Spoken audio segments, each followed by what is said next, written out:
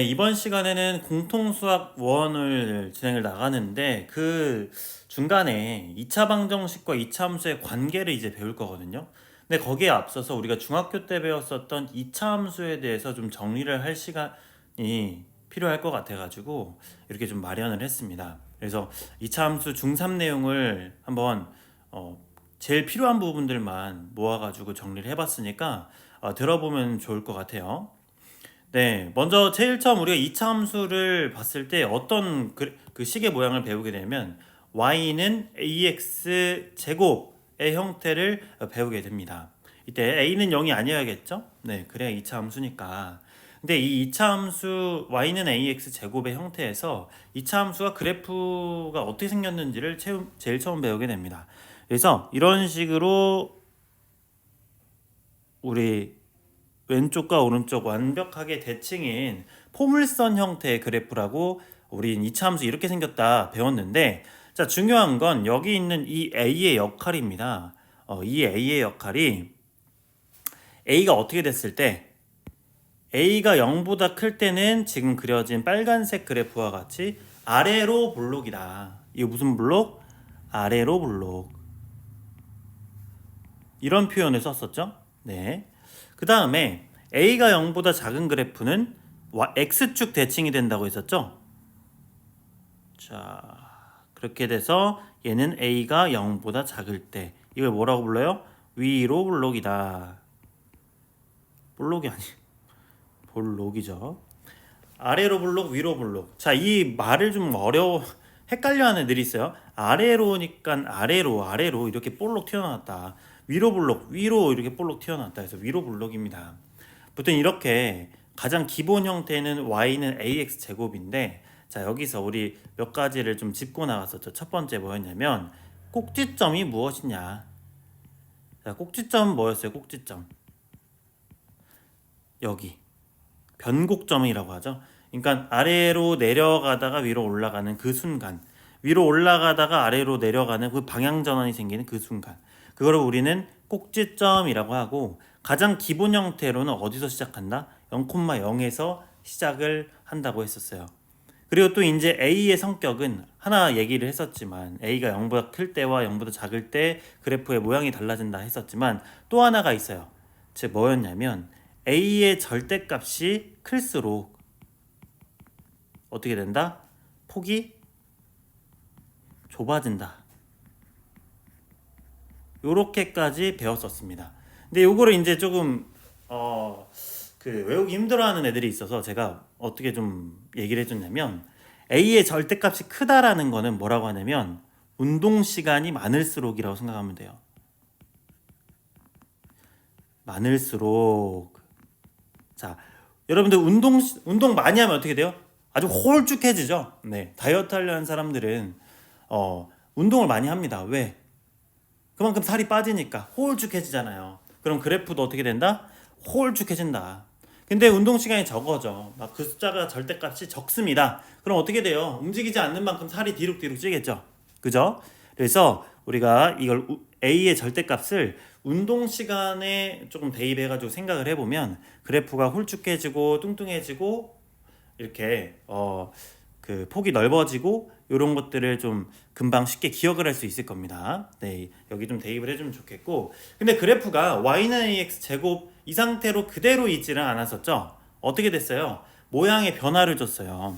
x축으로 이동을 하든지 y축으로 이동을 하든지 이런 식으로 그래프가 이동이 돼서 우리 y는 ax 제곱에서 진화해서 뭘 배웠냐? 표준형을 배웠었습니다. 표준형 뭐였어요? 이렇게 생긴 거.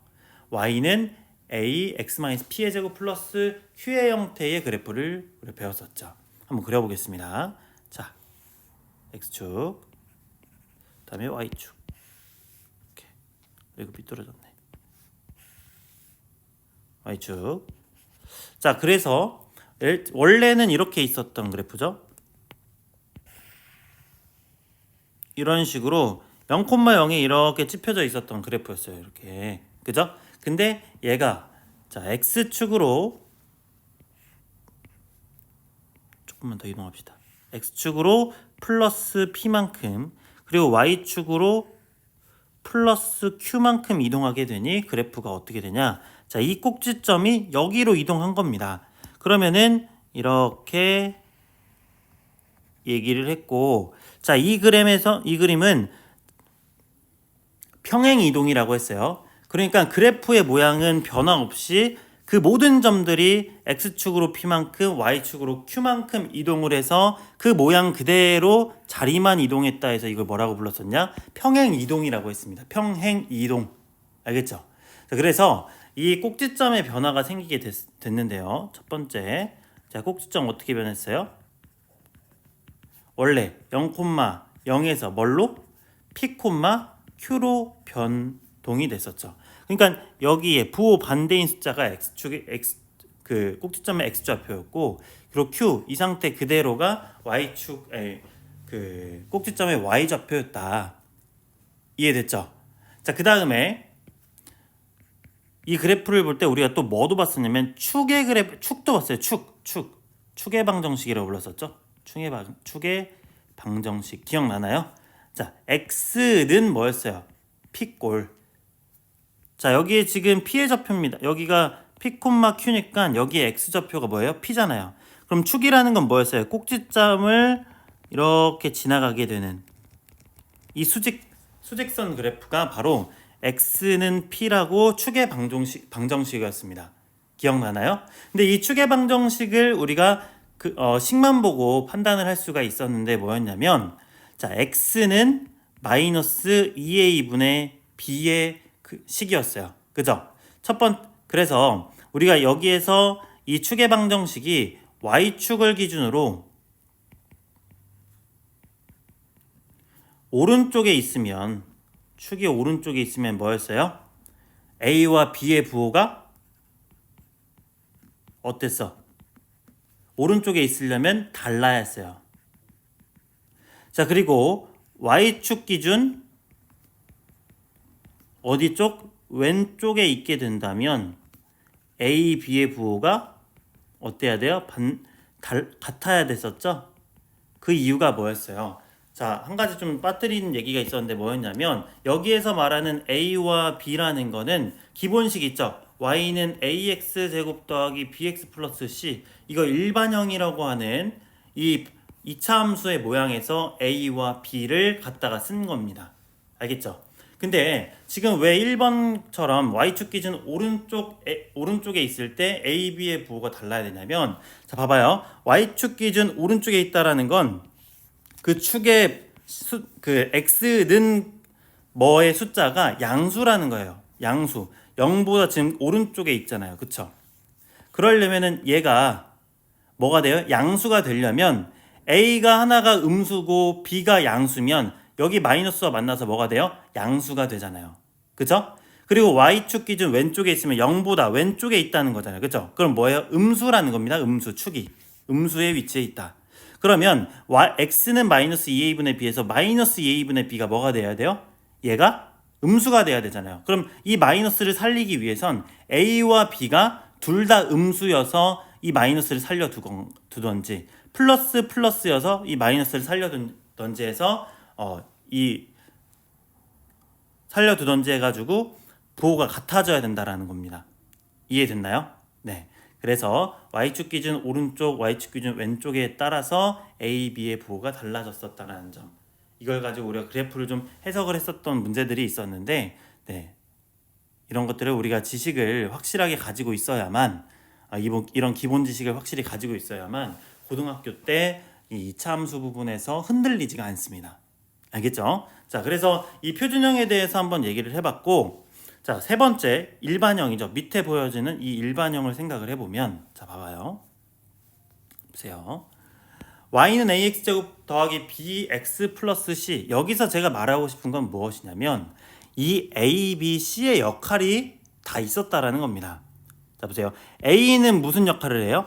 제일 처음에 Y는 AX제곱, 가장 기본식에서 얘기를 했던 것처럼 A는 그래프의 뭐를 결정하냐? 그래프의 폭을 결정. 그죠? 그 다음에 위로 아래로 블록을 결정했습니다.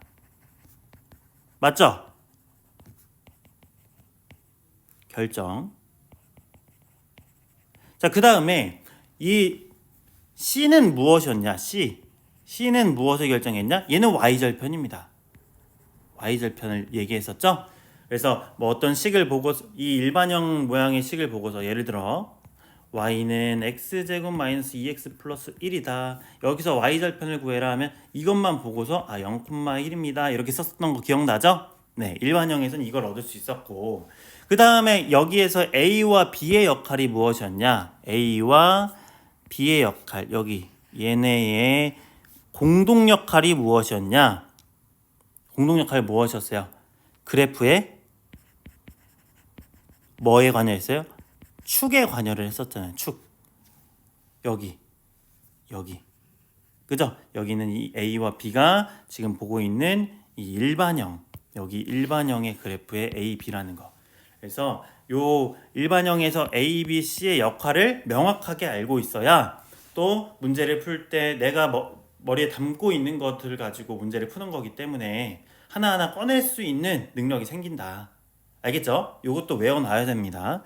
그 다음 네 번째 마지막으로 우리가 이제 2차 함수 중학교 3학년 때 2차 함수 파트의 제일 마지막에 있던 건데 이 조건에 따라서 2차 함수의 식을 구하라는 문제들이 있었어요. 그죠?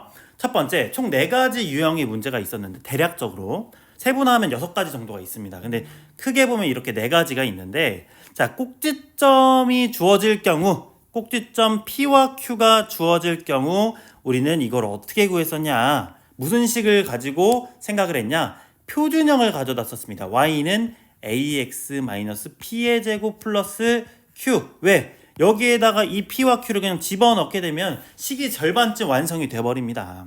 그래서 이 식을 가져다 썼었고, 그 다음 축의 방정식 x는 p가 주어졌을 때도 뭘 썼냐? y는 ax-p의 제곱 플러스 q를 썼다. 왜?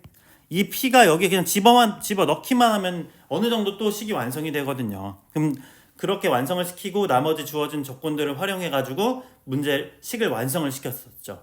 네, 그쵸? 그 다음에 요거 잘못 썼네요. 알파 콤마 0이 아니라 베타 콤마 0이죠. 자, 이게 무슨 얘기입니까? 얘네 둘. 알파 콤마 0과 베타 콤마 0은 x절편을 의미하죠.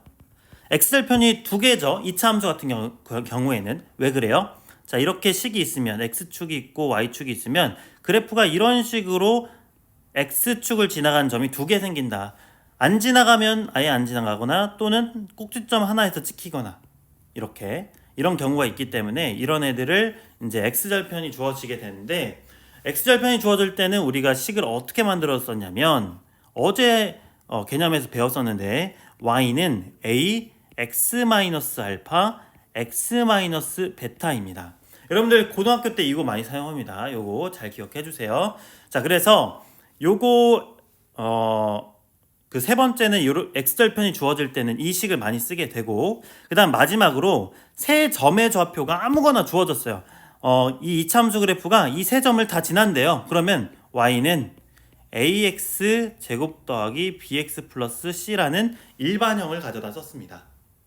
그래서 그 세 점을 다 대입해서 a, b, c를 각각 구합니다. 왜? 식이 3개가 만들어지기 때문에 우리가 모르는 문자 3개도 알 수 있게 되는 거예요. 그걸 연립해서 풀면 되는데 주로 이런 문제 같은 경우 세 점의 좌표가 주어질 경우에는 하나 C, 즉 얘의 역할이 뭐였어요? y절편이죠. 그래서 세 점의 좌표 중에 무조건 0,2라든지 뭐 0,-3이라든지 y절편을 무조건 주어줬습니다. 그러면 이제 뭐 -3 같은 경우에 여기 -3 그냥 바로 기록하고 2 같은 경우에는 2 바로 기록해가지고 A, B만 구하면 끝나는 문제들이 중학교 3학년 때 있었다는 거죠. 네, 그래서 우리가 이제 조건에 따른 2차 함수 식을 구하는 방법이 크게 보면 그 유형이 4가지가 있었고 그거를 좀 얘기를 해줬었는데 그 2차 함수의 식을 구하는 방법이 우리가 이걸 풀기 위해서 뭐가 머리에 있어야 되냐면 이 그래프 이 식 그리고 이 식 3가지가 각각 이 미지수 A, P, Q나 뭐 알파, 베타, A, B, C 얘네들이 어떤 역할을 하는지를 정확히 알아야 우리가 이 식을 가져다 쓸 수 있는 거거든요. 다시 한번 좀 얘기를 해볼게요. P와 Q는 뭡니까? 꼭지점을 알려주는 거잖아요. 그쵸? 그리고 P는 또 뭘 알려줘요? 축을 알려줍니다. 그쵸? 그 다음에 알파와 베타는 요거 이제 이야기하면 좀 길어지기 때문에 이제 본격적으로 이차함수와 이차 방정식의 관계 부분으로 넘어갔을 때 그 단원에서 좀 얘기를 해보도록 하겠습니다. 그래서 무튼 여러분들이 꼭 알아야 될 거는 이 알파와 베타는 x절편을 의미하게 된다 라고 좀 생각을 해주면 되고, 아마 중학교 3학년 때 조금 깊게 다뤄주는 선생님들 같은 경우에는 학교에서 이걸 알려줬을 거예요. 왜 알파 베타가 여기 있게 되는지. 그래서 무튼 여러분들이 꼭 알아야 될 건 x절편이 주어질 때는 이 식을 사용하게 된다라는 거. 그리고 세 점의 좌표, 그 중에 이제 한 좌표가 y절편이 주어질 경우 일반형을 그냥 쓰면 된다. 꼭 y절편이 안 주어져도 세 점의 좌표가 주어졌을 경우에는 일반형을 가져다 써서 A, B, C에 대한 연립방정식을 세워서 세 개 문자를 풀어내면 되겠다라는 얘기를 하고 있습니다. 알겠죠? 네, 그래서 오늘 이렇게 우리가 다음 단원에 배우게 되는 2차 방정식과 2차 함수의 관계에 앞서서 우리가 2차 함수를 정확하게 좀 정리를 해보는 시간을 가졌습니다. 오늘 내용 이것만 확실히 알더라도 내가 그 고등학교 1학년 공통수학 1 과정에서 이 2차 함수에 대해서 배울 때 그 중학교 내용 때문에 헷갈리거나 좀 어려워지는 일은 없을 겁니다. 그래서 이 내용 한 번만 보지 마시고 두 번, 세 번 봐가지고 꼭 자기 걸로 만드는 그런 여러분들 되었으면 좋겠습니다. 네, 됐죠?